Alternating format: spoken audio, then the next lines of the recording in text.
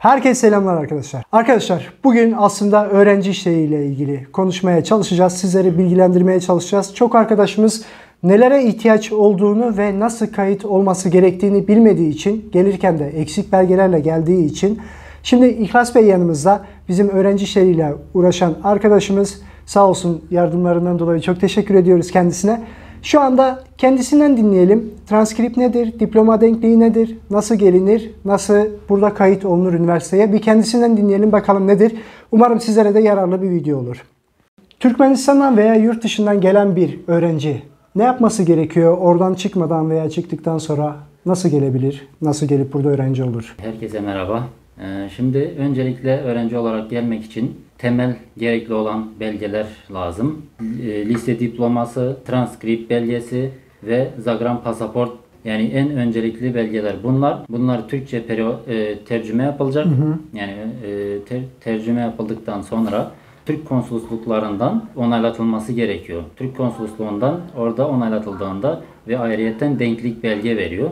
Bu denklik belgelerle beraber bize sonra bunu taratıp gönderdikleri zaman üniversite başvuru yapabileceğiz. Üniversite başvurusu yaptıktan sonra açıklamalar olur. Kabul mektubunu alıp size gönderdiğimizde tekrar o kabul mektubu ile Türk konsolosluğundan vize bastırıp gelebilirsiniz. Öğrenci vizesi olarak. Evet.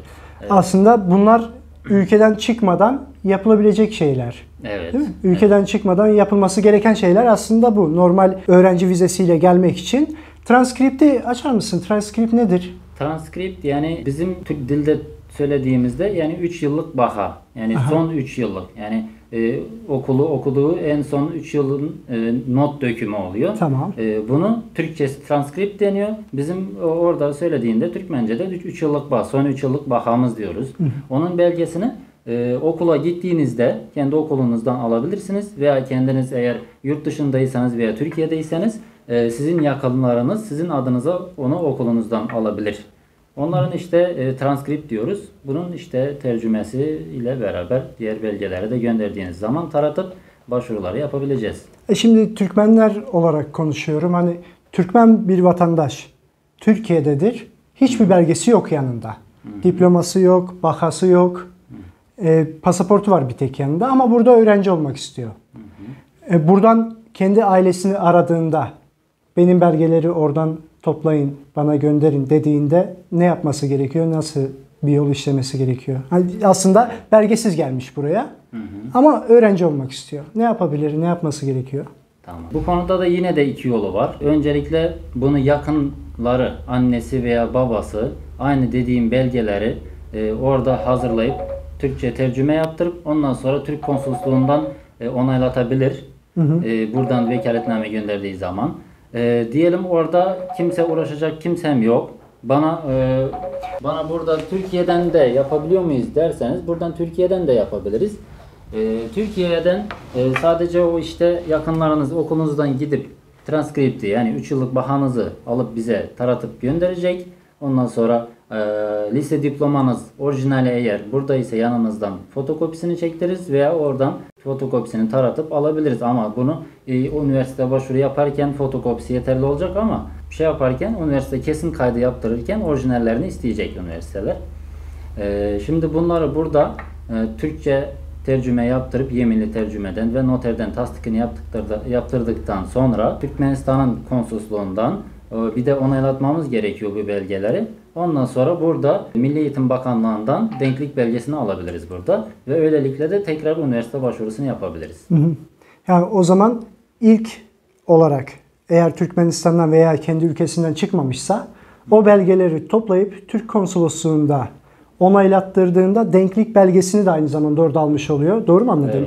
Evet. Denklik belgesini de aynı zamanda orada almış oluyor ve bu belgeleri bize tarattırıp gönderdiğinde biz burada kaydını yapmış oluyoruz. Evet. Ön kaydı yapılmış oluyor. Ön kayıt formunu da gönderdiğimizde öğrenci vizesi başvurusu yapılıyor. Öğrenci vizesi başvurusuyla da onaylandıktan sonra öğrenci gibi gelip buraya öğrenci kartını alabiliyor. Üniversite kaydı tamamlandıktan sonra. Doğru mu? Evet. Üniversite kaydını yapacağız. Kabul mektubu çıkaracağız. Tamam. Onu göndereceğiz. Aha. Orada çıktısını alıp tercüme yaptırıp işte oradaki yapılması gereken işlemler ayrı bir konudur. Onu da anlatırız. Ondan sonra vizesini bastırıp gelebilir. Gelebilir. Evet. Yani ilki buydu. İkincisini de tekrar bir açalım. Arkadaşlarımız anlamış olsun. Ben de anlamış olayım. Çünkü benim de bilmediğim bir konu. İkincisi de ülkede olanlar oradan isteyip burada onaylattırıyor bu sefer. Evet. Buradan belgelerini işte dediğimiz o 3 belgenin burada Türkçe tercümesi yapılıp noterden tasdik edildikten sonra Türk konsolosluğu buranın yani Türkmenistan hangi ülke vatandaşıysanız burada kendi konsolosluğundan bir de onaylatmanız gerekiyor bu belgelerin orijinal olduğunu teyit etmek için. Ondan sonra Milli Eğitim Bakanlığı'ndan denklik belgesini alıp tekrar üniversite başvurusunu yapabileceğiz. Tamam. O zaman bugünlük konumuz bu olsun. Ben de anlamış oldum. Çok teşekkürler açıkladığınız için. Arkadaşlar eğer sizler de öğrenci kaydı yapmak istiyorsanız bizlere ulaşabilirsiniz. Telefon numaralarımız burada var. Bakırköy meydandaysanız buyurun gelin burada görüşelim sizinle. Neler yapmamız gerekiyor? Neler yapabiliriz sizler için? Bunları anlatalım. Ve bunları size anlatırken kimse sizden para talep etmiyor. Çoğu kişi bizi aramaktan da çekiniyor. Korkuyor ki bir para isteniyor gibi ama öyle bir şey yok. Sadece önce sizi dinliyoruz. Size ne lazım? Ne yapabiliriz sizin için? Eğer bir şeyler yapabiliyorsak sonra size açıklıyoruz. Sonra sizlerin işlerini yapmaya çalışıyoruz.